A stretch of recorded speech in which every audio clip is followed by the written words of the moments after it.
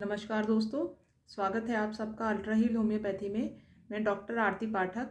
दोस्तों, आज हम बात करेंगे एक्जिमा के बारे में।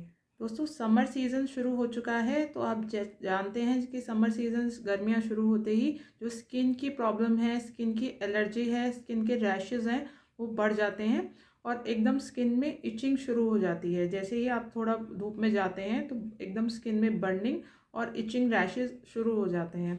तो ये रैश होने का क्या कारण है और हम कैसे होम्योपैथिक मेडिसिन से इसमें रिलीफ दे सकते हैं, उसके बारे में आज हम डिटेल में जानकारी लेंगे।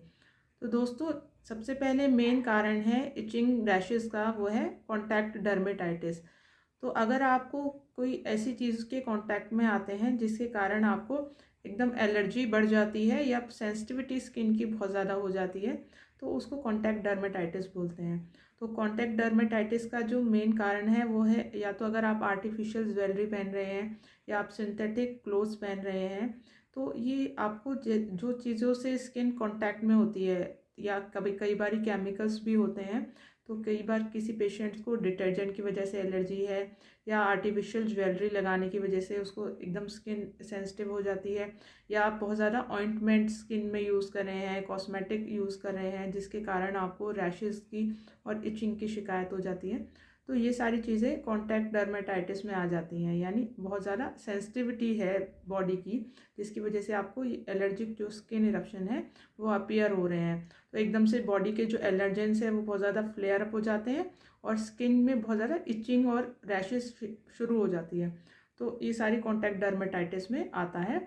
और अगर स्किन के साथ रैशेस और इचिंग है, तो कई बार है कि एलर्जी के सिम्टम्स भी हो सकते हैं, जिसमें नाक से पानी आना, आँखों में जलन होना, आँखें लाल हो जाना, और कई बार अगर बहुत ज़्यादा एलर्जी बढ़ जाती है तो पेशेंट को सांस लेने में भी परेशानी हो जाती है। तो ये सारे सिम्टम्स जो हैं वो एलर्जी के हैं। अब इसमें पेशेंट को क्या करना है, एक तो जिन चीज़ों को आप कॉन्स्टेंटली उसमें कांटेक्ट में आ रहे हैं जिसकी वजह से आपको एलर्जी बढ़ रही है, या अगर आप कॉस्मेटिक यूज़ कर रहे हैं, या आप आर्टिफिशियल ज्वेलरी पहन रहे हैं, या आप सिंथेटिक क्लोथ्स पहन रहे हैं, तो इन चीज़ों को आपको अवॉइड करना है।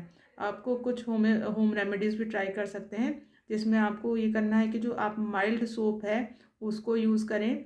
आप बहुत ज़्यादा लूज़ कॉटन के कपड़े पहने, सिंथेटिक चीज़ों को अवॉइड करें, और अपनी स्किन पे कुछ भी नहीं अप्लाई करें। आप एक्सटर्नली आप ना तो आप कोई लोशन लगाएं, ना कोई ऑइंटमेंट लगाएं। रैशेज़ हैं तो सिंपली आपको अपनी स्किन को बिल्कुल ड्राई छोड़ना है, उसको कुछ भी नहीं लगाना है। एक्सटर्नली आपको कुछ भी ऑइंटमेंट अप्लाई नहीं करना है। अगर आपको ड्राइनेस बहुत ज़्यादा है तो आप सिंपली आप कोकोनट ऑयल यूज़ करें, लूज़ कॉटन के कपड़े पहने, और माइल्ड सोप आप यूज़ कर सकते हैं अगर इचिंग की प्रॉब्लम आपको रहती है और रैशेज़ की प्रॉब्लम रहती है।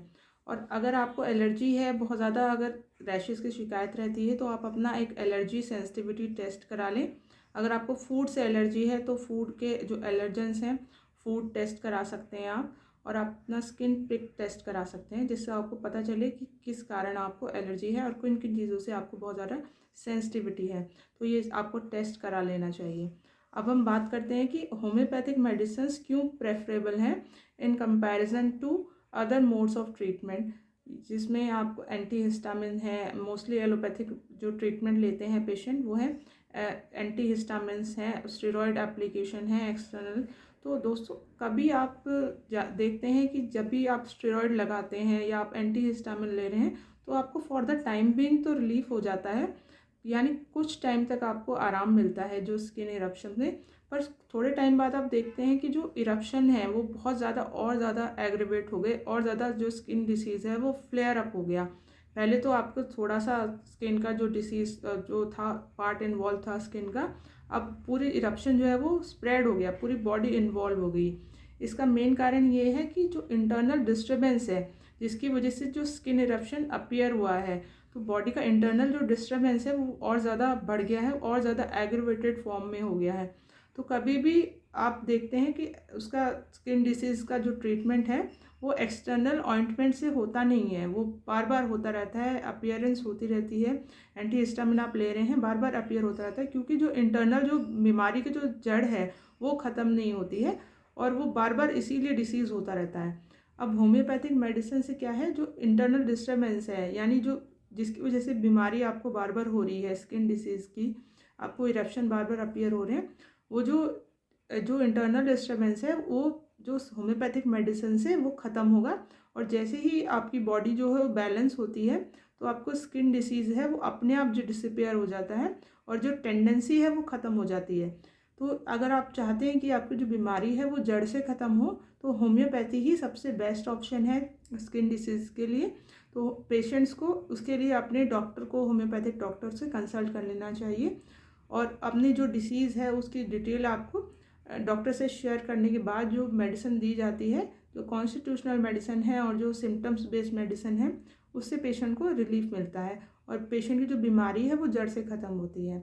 अब हम बात करेंगे कौन सी होम्योपैथिक मेडिसिन है जो स्किन डिसीज में मोस्टली मैं प्रैक्टिस में यूज़ करती हूँ और बहुत हेल्पफुल रहती हैं जो स्किन डिसीज में एक्जिमा को ट्रीट करने में, उसके बारे में अब हम जानकारी लेंगे। तो दोस्तों, एक्जिमा में मोस्टली एक्जिमा फ्लेक्सर जॉइंट्स पे देखने को मिलता है, यानी जो बॉडी के जोड़ हैं उनमें एक्जिमेटस इरप्शंस देखने को मिलते हैं। अब एक्जिमा 2 टाइप के होते हैं, एक तो वेट एक्जिमा और ड्राई एक्जिमा। अगर आपको ड्राई एक्जिमा है तो ड्राई एक्जिमा में इरप्शंस जो हैं वो जो मोस्टली जो है वो ड्राई रहते हैं, बहुत ज़्यादा स्किन जो है वो ड्राई रहती है, बहुत ज़्यादा इचिंग रहती है पर कोई डिस्चार्ज नहीं होता। तो कई बार स्क्रैच, अगर बहुत ज़्यादा क्रॉनिक अगर एक्जिमेटस इरप्शन है तो बार बार कंटिन्यूसली स्क्रैच करने के कारण जो स्किन है वो डिस्कलर्ड हो जाती है, यानी ब्राउनिश या ब्लैकिश डिस्कलरेशन हो जाती है और उसको अगर स्किन को स्क्रैच करते हैं तो कई बार ब्लीडिंग भी होती है। तो ये ड्राई एक्जिमा की फॉर्म है और इसमें मोस्टली फ्लेक्सर जो जॉइंट्स हैं वो अफेक्टेड रहते हैं। अब हम बात करते हैं वेट एक्जिमा। अगर एक्जिमा वेट वो फॉर्म होती है जिसमें जो एक्जिमेटस इरप्शंस में से डिस्चार्ज होता है, थिक ग्लूइज डिस्चार्ज, स्टिकी डिस्चार्ज, यानी चिपचिपा जो पदार्थ है वो निकलता है इरप्शंस में से। और जब ये जो चिपचिपा जो डिस्चार्ज है वो जब ड्राई अप होता है तो वो क्रस्ट फॉर्म हो जाते हैं। अब इस क्रस्ट को अगर स्क्रैच करता है पेशेंट तो उसके नीचे से जो पॉइंट्स हैं, जो ब्लीडिंग पॉइंट्स हैं वो अपीयर होते हैं और उससे ज़्यादा स्किन जो है वो बहुत ज़्यादा पेनफुल हो जाती है और बहुत ज़्यादा इचिंग होती है उसमें। तो ये वेट एक्जिमा का फॉर्म है। अब हम बात करते हैं कि कौन सी होम्योपैथिक मेडिसिन है जो एक्जिमा को ट्रीट करने में हेल्पफुल हो सकती हैं, उनके बारे में अब हम जानकारी लेंगे। और होम्योपैथिक मेडिसिन जो कि एक्जिमा को क्योर करने में हेल्पफुल है और मैं बहुत ज़्यादा उसको प्रैक्टिस में यूज़ करती हूँ, उनके बारे में अब हम जानेंगे। तो सबसे पहले जो टॉप मेडिसिन है एक्जिमेटस इरप्शंस के लिए वो है सल्फ़र। ये ना केवल एक्जिमा को क्योर करती है बल्कि इचिंग में भी रिलीफ देती है। अब एक्जिमा के जो सल्फ़र के कैरेक्टरिस्टिक जो इंडिकेशन है वो है इरप्शंस जो हैं बहुत ज़्यादा ड्राई रहते हैं और बहुत ज़्यादा इचिंग होती है, बहुत सिवियर इचिंग रहती है पेशेंट को। और जब भी पेशेंट स्क्रैच करता है तो कंटिन्यूसली वो स्किन को स्क्रैच करता है, उसके बाद उसको बर्निंग हो जाती है। तो स्क्रैच करने के बाद जब बर्निंग अगर सेंसेशन लगती है पेशेंट को और ज़्यादा पेनफुल हो जाता है तो सल्फ़र एक बहुत अच्छी मेडिसिन है। अब इसकी जो इचिंग है वो नाइट के टाइम में एग्रेवेशन है, वार्मथ से एग्रेवेशन है, वार्मथ ऑफ बेड से उसको एग्रेवेशन है। तो ये सल्फ़र के इंडिकेशन है। Mostly dry form of eczema में सल्फ़र दिया जाता है। अब हम नेक्स्ट बात करते हैं जो दूसरी हमारी मेडिसिन है होम्योपैथी की, जो मोस्ट कॉमन, जो कॉमनली यूज़ होती है वो है ग्रेफाइटिस। अब graphites wet form of eczema में दिया जाता है। अब इसमें जो इंडिकेशन है वो है इरप्शंस जो एक्जिमेटस रहते हैं वो फ्लेक्सर जॉइंट्स पे रहते हैं और इसमें से डिस्चार्ज जो रहता है एक्जिमेटस इरप्शंस में वो थिक और ग्लूई स्टिकी डिस्चार्ज होता है।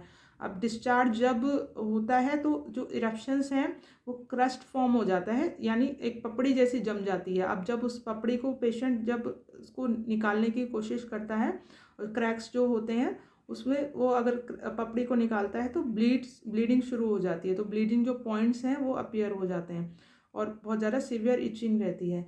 तो इस अगर इरप्शन वेट है, मॉइस्ट अगर इरप्शन है, एक्जिमा है, तो उसमें ग्रेफाइटिस जो है बहुत अच्छी हेल्पफुल मेडिसिन है। ये ना केवल इचिंग में रिलीफ देती है बल्कि जो टेंडेंसी है जो एक्जिमेटस इरप्शंस की क्रॉनिक टेंडेंसी है उसको ख़त्म करती है। अब हमारी जो तीसरी मेडिसिन है एक्जिमा के लिए वो है सीपिया ऑफिशिनालिस। अब सीपिया की जो इंडिकेशन है वो है फ्लेक्सर जॉइंट पे एक्जिमा रहता है और एक्जिमा का जो डिस्कलरेशन हो जाती है स्किन की बहुत ज़्यादा क्रॉनिक होने की वजह से और बहुत ज़्यादा रिकरेंट जो अगर इसमें एक्जिमा है और बहुत ज़्यादा इचिंग की वजह से स्किन जो है वो ब्राउनिश या ब्लैकिश होती है, डिस्कलरेशन होता है। अब इसमें इचिंग करने के बाद बर्निंग सेंसेशन होती है और ये बर्निंग में वार्म एप्लीकेशन से रिलीफ होता है। तो ये इंडिकेशंस अगर हैं तो सीपिया ऑफिशिनालिस एक बहुत अच्छी मेडिसिन है एक्जिमा को क्योर करने के लिए। अब हमारी जो चौथी और लास्ट मेडिसिन है वो है मर्कसोल। अब मर्कसोल का जो एक्जिमा है वो एक्जिमा ओवर होल बॉडी और एक्जिमेटस जो इचिंग है, इरप्शंस जो हैं वो इचिंग जो रात के टाइम में बहुत ज़्यादा सीवियर रहती है। तो अगर रात के टाइम में इचिंग बहुत ज़्यादा सीवियर रहती है और बहुत ज़्यादा बर्निंग रहती है और इरप्शन बहुत ज़्यादा रेडिश हैं तो मर्कसोल एक बहुत अच्छी मेडिसिन है एक्जिमा के लिए। तो ये कुछ 4 जो मैंने आपको होम्योपैथिक मेडिसिन बताई हैं वो मैं मोस्ट कॉमनली एक्जिमा में यूज़ करती हूँ और इसके रिजल्ट्स दोस्तों बहुत ही अच्छे देखने को मिलते हैं। तो एक्जिमा अगर क्रॉनिक है तो उसमें भी ये मेडिसिन जो हैं वो बहुत हेल्पफुल रहती हैं। तो दोस्तों इस आज हमने जाना कि कौन कौन सी होम्योपैथिक मेडिसिन हैं जो एक्जिमा को क्योर करने में हेल्पफुल है और क्यों होम्योपैथी जो है वो हेल्पफुल है in preference to allopathy skin disease को क्योर करने के लिए। तो उसके बारे में आज हमने डिटेल में जानकारी ली। तो दोस्तों उम्मीद है आपको मेरी जानकारी अच्छी लगी हो। अगर आपको मेरी जानकारी अच्छी लगी हो तो मेरे इस चैनल को प्लीज़ लाइक एंड सब्सक्राइब कर दीजिए। फिर मिलेंगे एक नई डिसीज़ के साथ। Thanks for watching. Bye, take.